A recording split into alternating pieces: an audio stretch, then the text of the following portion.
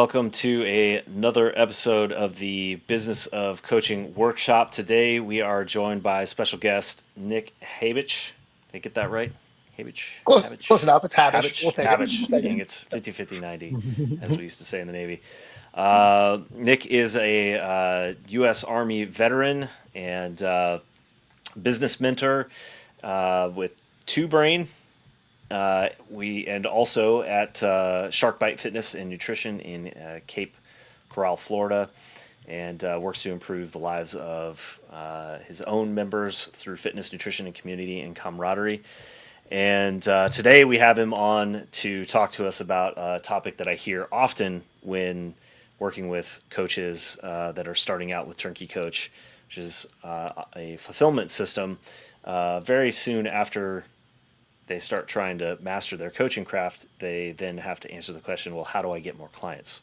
Mhm. And so today I wanted to talk to, or to have Nick present on how to, and often this comes up as well, the idea of closing or selling just feels to a lot of coaches very unnatural and slimy. So I'm excited to hear more about Nick's thoughts on how to do non-slimy sales. Yeah. Thanks, Andrew. Appreciate you guys having us out. Appreciate Turkey. I'm here with Valerie. She is with me in Pathfinder Sales. She's also the general manager of our gym. And I'll be cutting back to her on random times to give some evidence as to a coach who did not have a sales background, who then became very, very comfortable with sales. Um, but the basis behind Pathfinder coaching, Andrew, is that most coaches did not get into the gym industry to have like a financial burden placed on them, and they did not get into it to like start asking other people for money. They just wanted to help people, right? But the reality is, as we all know, that people oftentimes don't want to help themselves, or at least they will not take the action needed to help themselves. So it becomes really important that we get good at communicating with them in such a way that we can help them get to the point that they can be helped, right?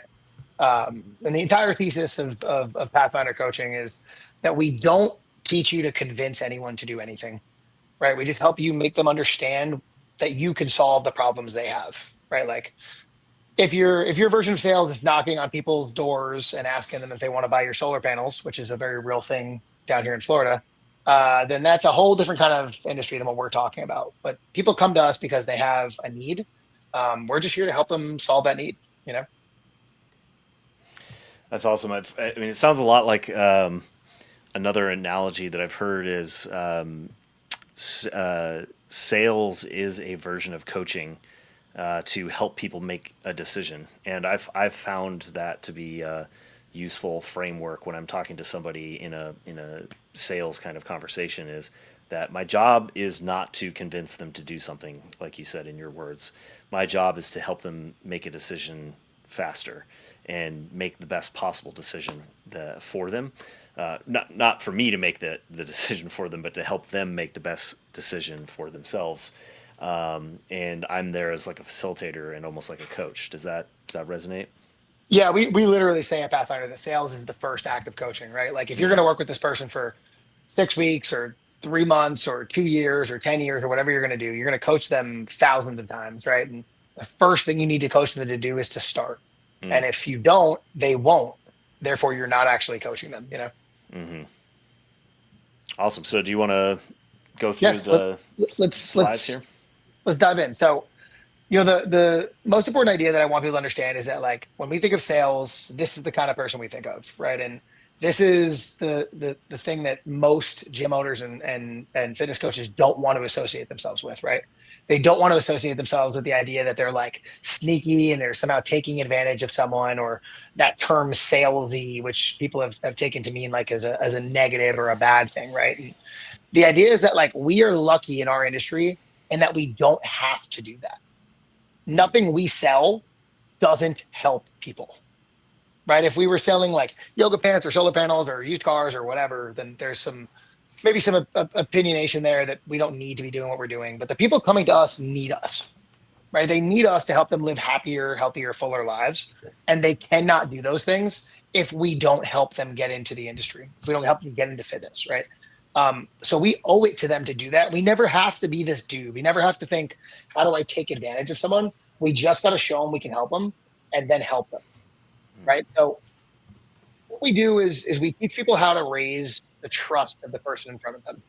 Um, when you work with a referral, it's not like your client's sister or your client's boss or friend or coworker.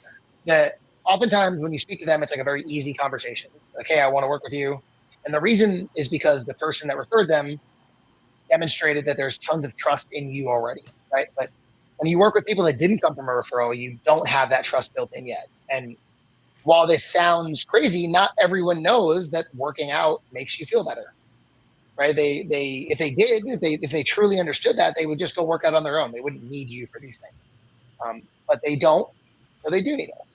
And what we want to do is the entire time we're in a sales conversation with someone, we want to treat it like we're trying to fill up a trust meter.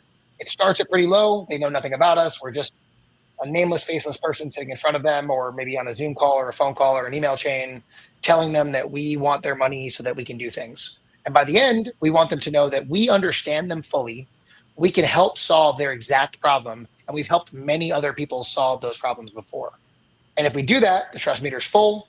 And if they can afford it, they're ready to sign up. Right. So there's 5 skills that we like to teach to help master sales. They start off with confidence and mindset. I think these two go hand in hand, right? Mindset is understanding that this is not like a trick or a trap or something I have to win.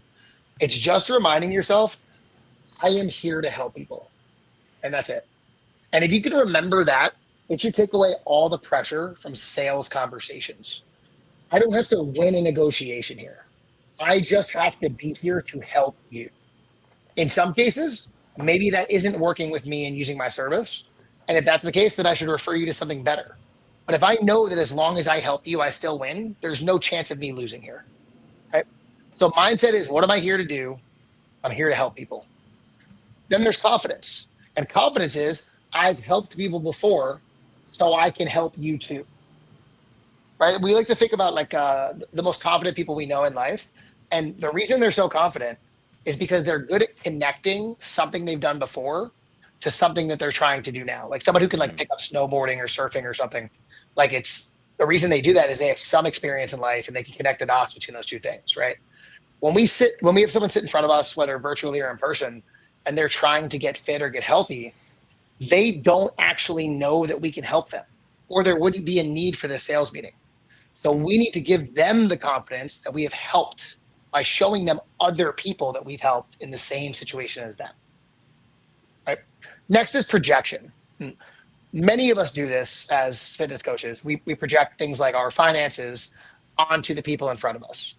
And if you've been working out nearly every day for 10 years and you measure your food and you cook well and you do all these things, then you don't view those as like very significant tasks. But if you don't do those things, they are significant. And if they can affect serious change, they may be worth a lot more money to someone than they would be to you. An example is like that I don't know anything about how to fix my truck. So when I need to get my truck fixed, I pay somebody else to do it. Someone who likes playing around with their truck, that's going to sound insane to them. I don't want to know anything about my truck. I want someone to fix my truck. The clients that we should be talking to are not the ones who are already working out 6 days a week and are already measuring their meals and counting their macros.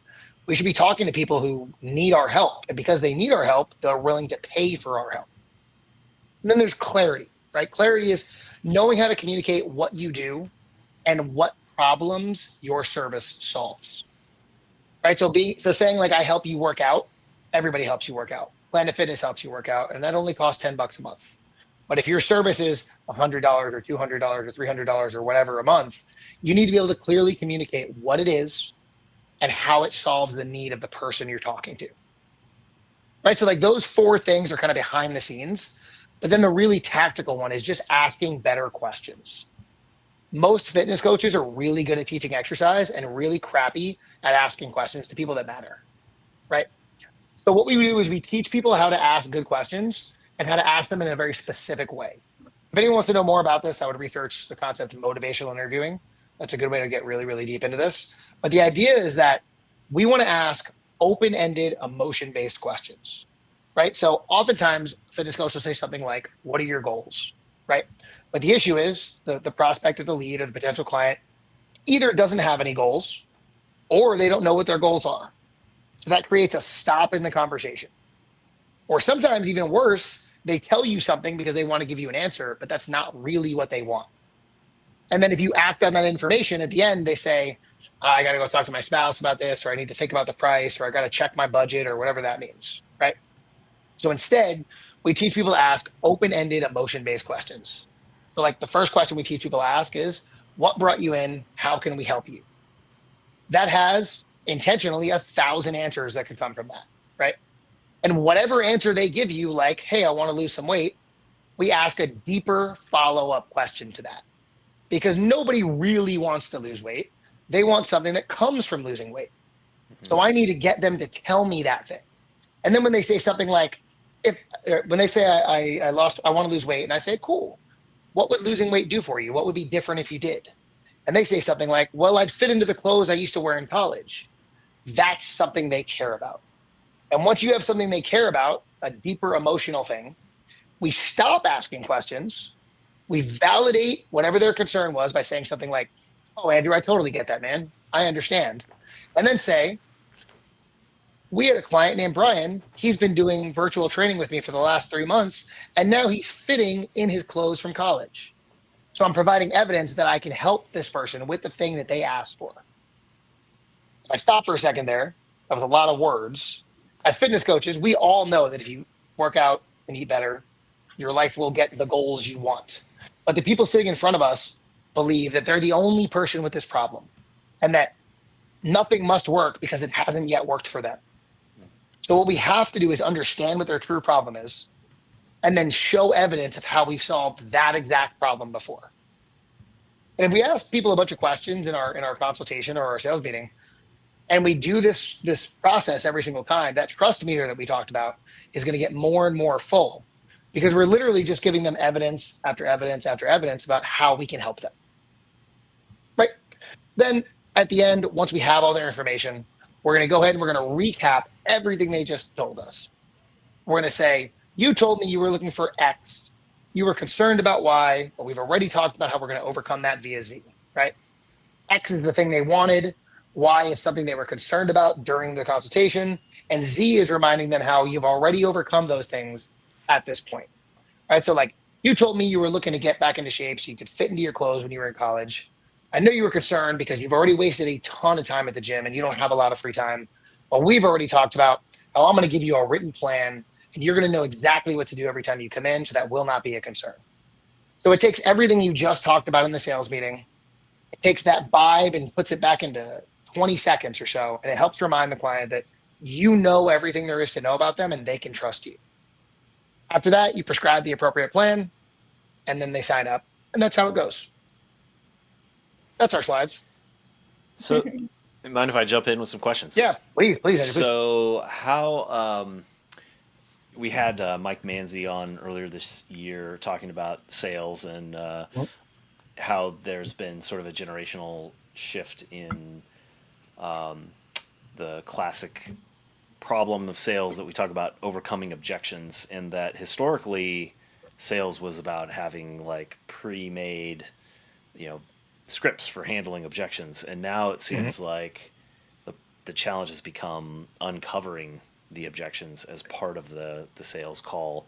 And this almost seems like a version of that where you're digging into deeper questions almost to uncover objections proactively, present a solution, and then get them to frame it in their own words that you are the solution to their own objections. Is that Yeah, kind that's of really resonate? good.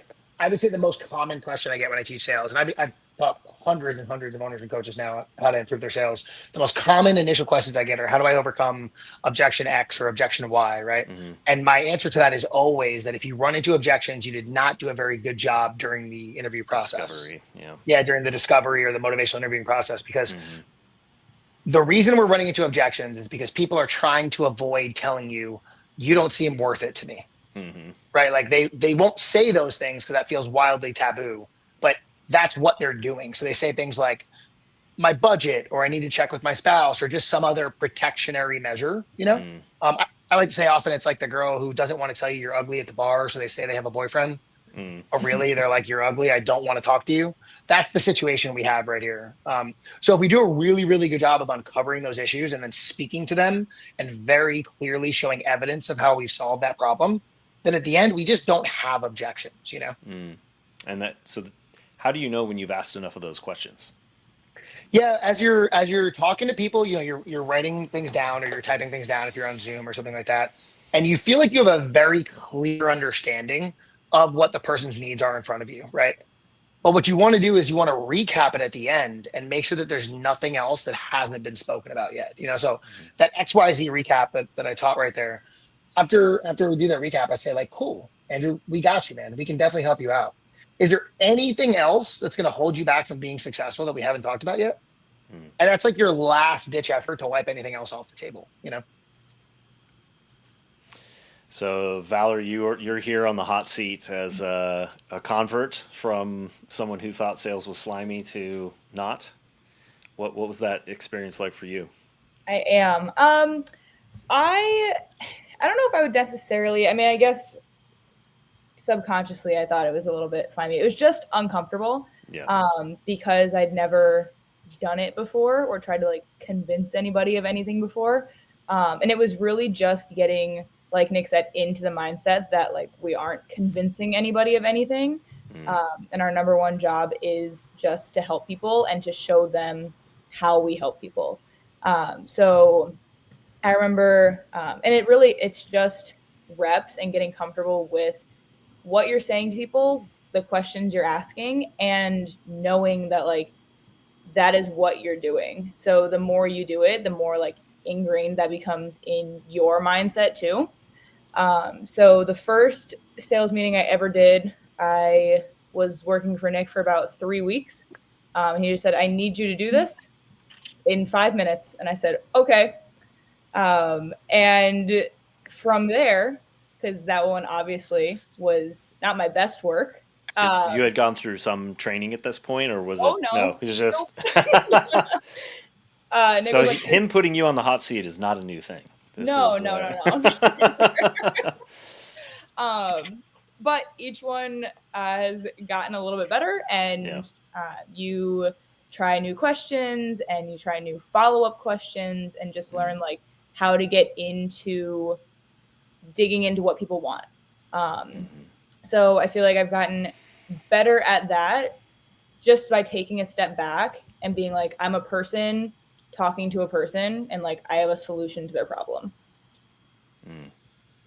I like that. Yeah, Andrew, on that, I think like what a lot of coaches do is they forget that they are literally experts at this, and the Mm, person you're talking to is not an expert at this. mm, And that's not to create like a power dynamic. The reason I'm saying that is that like they came to you for help. Like you have the answers, they do not have the answers. So sometimes we sit down and we think like, oh man, like I really hope I can get this person to sign up, and like mhm, that's always going to kind of feel like a win and a loss, or a mhm, win or a loss. And instead, think like I know the answer to this person's problem. I owe it to them to tell them the answer. mhm, I don't. It's not my job to make them sign up. But if mhm, I do a good job of demonstrating value in how I help people and how I solve those problems, then they'll sign up. You know. mm. What do you see as the most common sticking point or thing that coaches that are new to this or that they struggle with in the process? I would say the most common thing is this fear that something's going to happen during the sales meeting, and like the person's going to like call you out or say that you lied or something. And Mm, I would say the easiest way to defend against that is just like one, never lie to anyone. You don't have mm, to do that to sell. That is mhm, absolutely not. And saying this on a recorded call, anyone who tells you to lie to people is a scumbag. Don't do it. mhm, Uh, but if you remember that you're not doing that, and that you know the thing that you're talking about, there should be no fear in this conversation. mm, You ask someone a question, they tell you something, you tell them the right thing based on that. Um, mm, for example, if you've never helped anyone lose 100 pounds yet, that's okay. But have you helped somebody lose 5 pounds? Because if you have, then you can probably help the person in front of you who wants to lose 100 pounds. mm. right? And just remembering that, like that's the way to get over that fear issue, you know? What would you say to somebody who, even with the mindset that you're helping somebody, feels like this process of open-ended emotional questions is still feels manipulative to them? You know, like somebody who feels like you're still trying to like play mind games with somebody. Yeah, I understand that too. I mean, is that not what coaching is though, right? Like coaching is helping people achieve the goals that they want. I mean, how many times have you had to convince somebody to try a heavier weight than they wanted to, or try a Mm-hmm. different movement pattern that they didn't want to do, or to try a new exercise that scared them or whatever? And I think that like you could call it manipulative if you want, like you could, but what is the end goal? If the end goal was to in some like to steal from them, then you're like I said, a scumbag. Don't do that. But if the end goal is to get them into a fitness program that gets their life higher qualitatively and longer, then I think like, it may be worth making yourself uncomfortable for 20 minutes by asking them questions. Yeah, I think that's an interesting analogy. Yeah. This phrase from an old mentor comes up to give your clients a little of what they want and a lot of what they need, Mm, which it does. It can toe a little bit of a dark line, because I've seen some cases where a coach will get a client to lift more weight than the client is wants to by hiding the weight or pretending, not like hiding it where it's known, like they put the you've seen the thing where they put the garbage bag over the weight and somebody lifts like a 20-pound PR or something like that, and you're doing it to kind of demonstrate the power of the mind. But there's cases where somebody will not tell them that they put the 20 pounds on, tell them it's a different weight, and that's where I think you start crossing into, like you said, now you're lying to the client, and that can mm, feel really weird and kind of start going down this dark path. And I think that's a helpful way to kind of put some guardrails on the process where you're going through a process, you're asking questions, but it's the intention is to help them. It is not to trick them into doing something that they're not wanting to do. That sounds like it. That sounds not slimy to me. yeah, yeah. I mean, and that's the idea, right? Is we want people to feel comfortable. These are just human communications, and Right. if we would communicate with each other better, more people would sign up for our service. I was gonna say, I think it's really important to go off like the human communication thing, like to not act like you're speaking like a robot to these people or get Mm-hmm. stuck on like following the exact script perfectly or XYZ. Like just having a conversation and letting these people know that like you care about them. So like if they give you some answer, like what is your organic response to that if you are a person that cares about helping them and wants to know more information? Like it doesn't have to be what's written on the paper next, just like find out more information. Mm-hmm. What, Valerie, is something that you feel like has changed the most from that first sales conversation to what you do now? Um, Honestly, just my confidence in how I help people and knowing how to. So I have a background from my college degree in exercise science. Um, and so I think I came out of school knowing that like I can do these things, but I didn't have the confidence from like putting them into practice. And I think just over getting those repetitions and honestly coaching people, the more I coach people on the floor, the more comfortable I have having these conversations with people coming in the door, because it's kind of the same thing. Like when I meet someone for their first session, it's kind of recapping like what we're trying to do, what we're going to accomplish, where they're at, and kind of meeting them there. And that's all you're doing when somebody walks in the door, too. There's just like no sweat happening yet, but you're meeting them where they are and giving them the best plan to succeed. So I think just being more comfortable and confident in like prescribing those things and knowing that like I do know the right answer because I've seen this scenario before. So I think the experience just plays into it a little bit, but you don't get to have the confidence without having the practice leading up to it. Yeah, that seems like a tightrope there to tell somebody who's new to a process to be confident in the process. How do you triangulate that imposter syndrome would be kind of like the mainstream way of probably describing that feeling. When you're kind of an imposter on some level at that point of the game, and Yeah. so it's like you want to be transparent and not lie to your prospect, but then also, at some level you would be in that process telling them that you don't have a ton of credibility other than, most people by at that point have maybe some certification or they've been training themselves, and maybe they've got a couple new clients. But how do you balance or triangulate between that kind of imposter syndrome and confidence mindset? Yeah, for sure. I have definitely lived in that, so I can fully understand that. I think it's I've been lucky enough to, and I say lucky lightly because I know he's going to hold that over my head, but I've been lucky enough to have someone like Nick who just has thrown me into the fire on multiple occasions. And it's been like, do it and then mess up and then figure it out later. So I'm not saying that every sales meeting I've had since my first one has been like a home run and I've signed every single person up. Like I have lost some sales because I haven't been able to think of an example where I specifically helped somebody or I didn't ask the right follow-up question. But with every two that I missed, then I like learned from those and I signed up three more after that.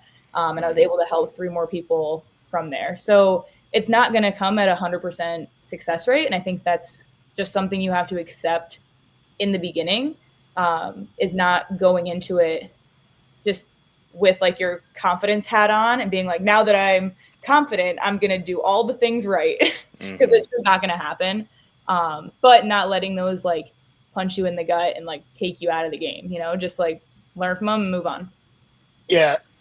On that, right? Like the way you get confident in something is by doing it a lot, right? And gaining confidence in your previous experience. That everybody who squatted 300 pounds squatted 60 at some point, right? And then you squatted 70 and then 80 and then 100. And then all of a sudden you gained more confidence and more strength, right? What we teach with sales is that you need to be getting repetition, right? You need to be getting repetition after repetition after repetition. And then you need feedback on that repetition, right? So like when I was throwing Val into the fire back then, what would happen is we'd talk about them afterwards and we'd say, how did that go? What did you guys talk about? What situations came up where you didn't know what to say? Mm-hmm. What situations came up where you did say something? And then we would base that off of, her signups or non-signups. And we got to the point where like I never felt unconfident about her taking a consultation ever again or to train other people in those things.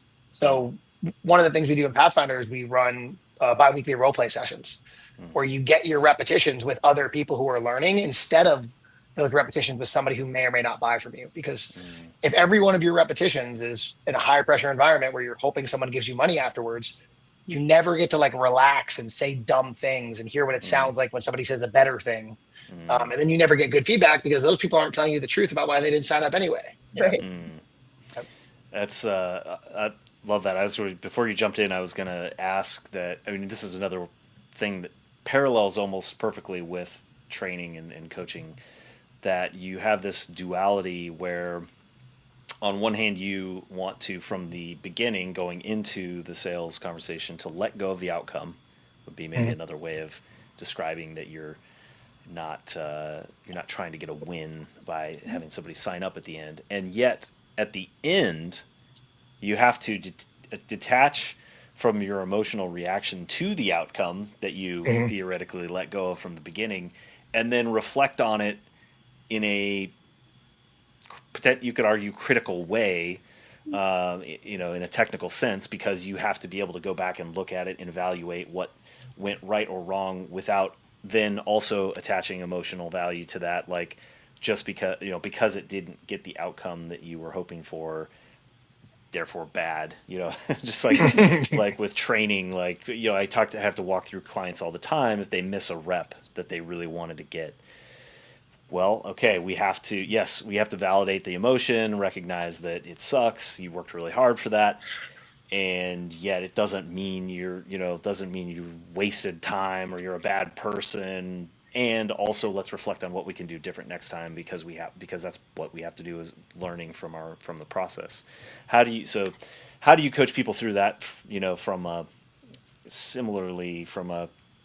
emotional perspective, where they are able to kind of recognize opportunities for learning while still maintaining that detachment from the outcome, if that makes sense. Yeah, that's one of the things, right? Like if you're going to be a good salesperson, and I don't mean a good salesperson in that like you generate a lot of money. I mean like a good salesperson in the way that we're talking about it, like a good coach. You have to be comfortable with the fact that you can't control the outcome every time, and that doesn't inherently make you a failure, right? Mm, So if I know that I said the wrong thing or I forgot to talk about something inside of a consultation, then that's just a learning opportunity for next time, right? mm, The idea that there will be more people and I will have more opportunities and I will do a better job of trying to help the next one that comes in. But if I view it as I have to win every single one, like I hate to say it, if that's the way you view it, you're not long for this industry mm, because there are too many opportunities for failure. And I would consider that like athletics, right? I mean, in baseball, if you get what, like a third, you're considered right. amazing, right? Yeah. That's a Well, big deal. I mean, this kind of ties into another topic that comes up a lot, which is pricing. And I recently Mhm. saw, I think it was a Hormozy quote, that if you're not, if you're winning more than 20% of your, or if you're closing more than 20%, then your price is too low. Like immediately quadruple your price. Do you have any thoughts on that? Yeah, yeah, that got shared around in the mastermind that I coach in quite a bit, and I think that's so silly. I think if you're selling things that are $40,000, then yeah, I'm on board with that idea. If you're Hmm. selling a $200 a month gym membership, that's not a good idea. Yeah. What we What's your generally close rate target? recommend, yeah, our what we recommend as excellent is if you're working with paid ads, so you're dealing with like significantly colder traffic. We Mm, say 70% close rate is like A plus. You're doing mm, amazing. hmm. If you're operating with non-paid ads, so generally referrals, then we say A little bit 85%. higher. Yep. Yeah. Because if you can close at 70% with paid ads, meaning like literally they found you on a Facebook or Instagram ad, Mm, um, then you're doing very good because those people were generally not very far in the buying process, mm, and you were able to demonstrate enough know, like, and trust to pull them across the finish line. You're mm, doing very good at that point. mm. It's so cool that that trust is a big part of your model. I gave Mhm. a whole series on trust and how to build trust as a coach, and kind of this three-factor model for trust. I did not come up with it. It's a study I found from the 90s on Mhm. uh, that trust is based on the trustor's perception of your ability, integrity, and benevolence, and that your job is to demonstrate those three things continuously, and that you can accumulate them over time. That was my little contribution idea, is that trust is not this like binary, somebody trusts you or not, but it's Mm, this thing that kind of ebbs and flows as you for sure. demonstrate those three things. And it fits perfectly in with what you're describing. And I'd never thought about it as something you can push up the sales funnel all the way to the content that you're putting out, to your Hmm. marketing content, to your ads, to the sales call. It's all an opportunity to kind of expand this trust building timeline all the way in, like you said, it's the first step of the coaching process, which is it's cool to hear that these ideas sort of like merging together. Yeah, that's really big for me. So a little background: I was in the military. I was an infantryman in the army, right? And then my final 2 years, I was a recruiter, not by choice. I just got detailed out, and that's where I got stuck, right? And that's It's where a I good way to learned a learn lot some of these. sales reps. Yeah, like there's not harder things to sell than the military. And I remember watching the other guys and girls, both from my branch and from the other branches, just like completely lie to people all the time. And I Mm, couldn't believe it. yeah. I would overhear it at another table and I'd be like, I know that's not true. Like the thing you're saying is not true. Yeah. And over the course of 2 years, I signed up an incredible amount of people, and many of those people signed up with much lower amount of people than I did. And that helped me understand that like you don't have to do those things to get, Mm, they would make up complete lies just like my recruiter did when I yep. signed up.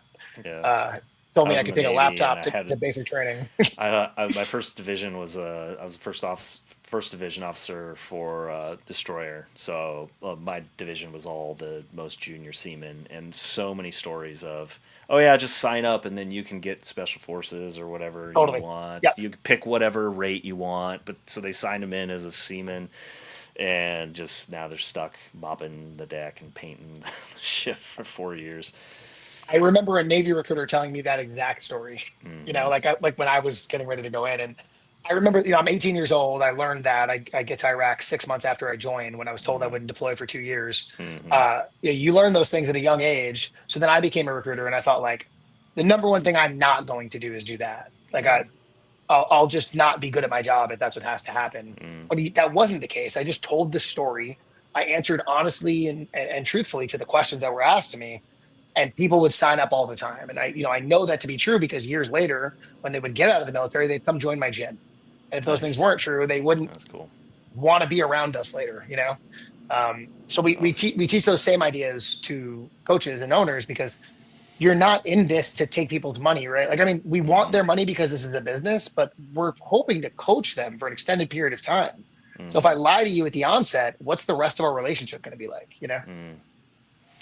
And so many more questions come to mind on that, but I know we're a little bit over on time already. Yeah. Dan, is there anything from the live audience? No questions.